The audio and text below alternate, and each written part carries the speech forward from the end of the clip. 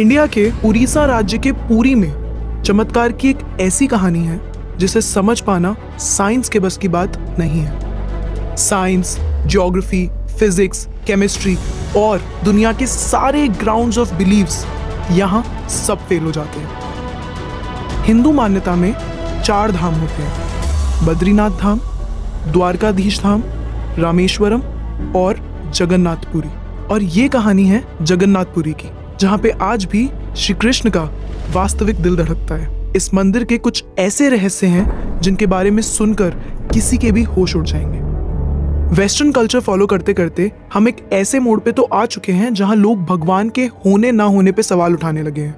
हर मंदिर में जहां मूर्तियां मेटल या स्टोन से बनती हैं, वहीं जगन्नाथ मंदिर में भगवान की मूर्तियां लकड़ी से बनी हुई। 3102 BC में ज़ारा नाम के एक शिकारी ने शिकार करते हुए गलती से तीर श्री कृष्ण के पैर पे चला दिया, जिससे श्री कृष्ण की मृत्यु हो गई। ज़ारा ने श्री कृष्ण का देह संस्कार किया पूरे रीति रिवाजों के साथ। पर जब उनकी चिता शांत हुई तो ज़ारा ने देखा कि एक चमकने वाली मेटल की चीज अभी तक जली नहीं थी। ज़ारा को ये समझ नहीं आया था कि ये है क्या, तो उसने उसे उठाया और उसे बेचने निकल गया। पर उसको खरीदना तो दूर, किसी ने उसे हाथ भी नहीं लगाया। फिर आखिरकार ज़ारा ने हार थक कर उस मेटल की चीज को एक लकड़ी पर रखा और उसे पानी में बहा दिया। गुप्त साम्राज्य के समय अवंती के राजा इंद्रद्युम्न, जो कि विष्णु जी के बहुत बड़े भक्त थे, उन्हें एक दिन सपने में आकर विष्णु जी ने एक नदी में डुबकी लगाने को कहा और ये भी कहा कि एक लकड़ी के तने में तुम्हें उस नदी में मैं मिलूंगा। इस सपने को देखकर अगले ही दिन राजा डुबकी लगाने चले गए। डुबकी लगाते वक्त राजा को नदी में थोड़ी ही दूर एक लकड़ी का तना भी दिखा। बिना देर किए राजा तने तक पहुंचे और उस तने को महल में ले आए। फिर राजा ने कुछ बहुत नामी काश्तकारों को बुलाया, पर उनमें से कोई भी उस लकड़ी से एक मूर्ति नहीं बना पाया। कई दिन बीत जाने के बाद एक काश्तकार महल में आया और उसने राजा से कहा कि ये मूर्ति मैं बनाऊंगा, पर मेरी एक शर्त है। राजा ने काश्तकार से उसकी शर्त पूछी, क्योंकि राजा किसी भी शर्त को मानने के लिए तैयार थे। तो काश्तकार ने कहा कि ये मूर्ति बनाने के लिए मुझे पूरे 21 दिन का समय चाहिए और मैं चाहता हूँ कि 21 दिन से पहले ना तो कोई मुझसे बात करे, ना मिले और ना ही मेरे किसी भी काम में विलंब डाले। राजा ने खुशी खुशी ये शर्त मंजूर कर ली। मूर्ति बनाने का काम शुरू हुआ। रोज मूर्ति बनने की आवाजें भी आती थी, पर धीरे धीरे वो आवाजें बंद हो गई। अवंती की रानी को लगा कि शायद भूख प्यास से काश्तकार मर चुका है, इसीलिए उन्होंने जहां मूर्ति का काम चल रहा था उस कमरे के दरवाजे को खुलवाने की जिद की और राजा को उनकी बात माननी पड़ी। जैसे ही दरवाजा खुला तो उन्होंने ये देखा कि वहां कोई काश्तकार था ही नहीं।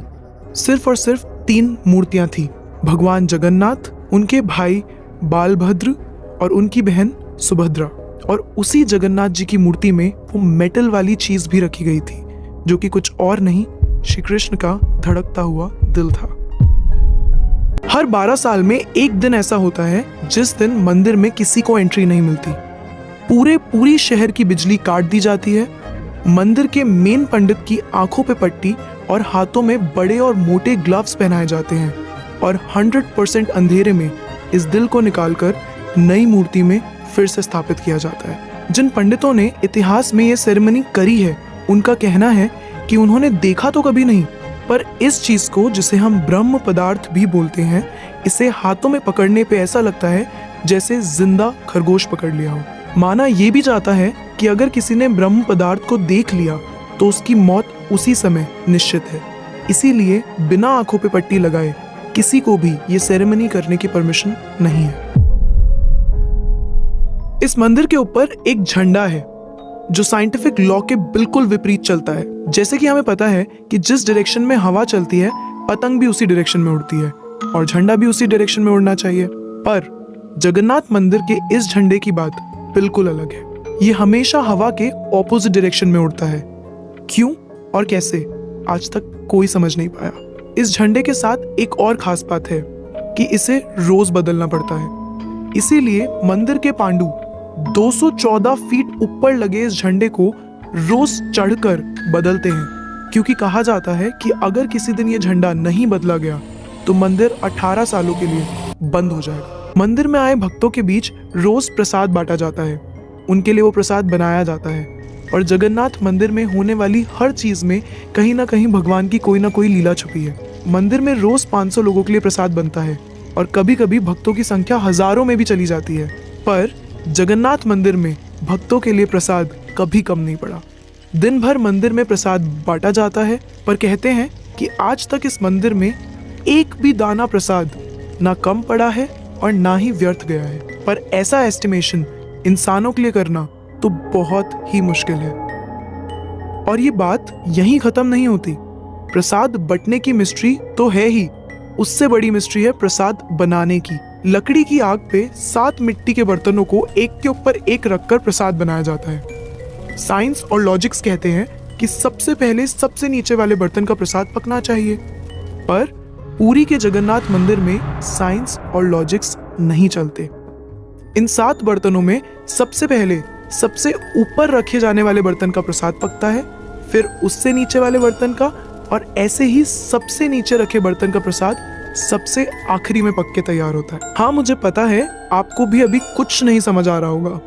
इसे आज तक कोई नहीं समझ पाया। इस मंदिर की खूबसूरती शब्दों में नहीं बताई जा सकती। इतना बड़ा मंदिर इतने सालों पहले बिना किसी टेक्नोलॉजी के कैसे बनाया होगा? पर क्या आपको पता है 214 फीट के इस मंदिर की डोम की परछाई आज तक कभी बनी ही नहीं। Are you shocked? You must be, but it is true. Jagannath Puri temple के डोम्स की शैडो बनती ही नहीं है कभी भी, at any time of the day। और हमारी फेवरेट साइंस इस बात का भी लॉजिक नहीं ढूंढ पाई। The mystery is not over here। जैसा कि हमें पता है कि कुछ buildings, architectures and areas no fly zones होते हैं, मतलब वहां ड्रोन्स, एयरप्लेन्स या कोई भी मैन मेड फ्लाइंग ऑब्जेक्ट पहुंचाने की या उड़ाने की परमिशन नहीं है। पर पक्षियों को तो हम नहीं रोक सकते, उन्हें समझाना तो बहुत मुश्किल है ना। पर अगर हम जगन्नाथ टेम्पल की बात करें तो वहां पे ऐसा कुछ है जो शायद पक्षियों को पता है और हमें नहीं, क्योंकि इस मंदिर के ऊपर कोई भी ड्रोन, कोई भी एयरप्लेन या कोई भी पक्षी कभी उड़ता ही नहीं। आपने देखा होगा ना मंदिर के डोम्स पे या बड़ी बड़ी बिल्डिंग्स पे बर्ड्स को बैठे हुए। कभी जगन्नाथ पुरी जाएंगे तो देखिएगा that birds don't rest on the roof of Jagannath temple. आप कभी भी किसी भी पक्षी को जगन्नाथ टेम्पल की छत पे या उसके डोम्स पे बैठा हुआ नहीं देखेंगे। पर कंफ्यूज करने वाली बात यह है कि कैसे एक बेजुबान पक्षी ये जानता है कि इस मंदिर के ऊपर से उड़कर नहीं जाना। All of these things sound so exciting, right? अगर आपको ये महत्वपूर्ण जानकारी अच्छी लगी है तो वीडियो लाइक करें, हमारे चैनल को सब्सक्राइब करें और देखते रहिए संपूर्ण ज्ञान का केंद्र बिंदु।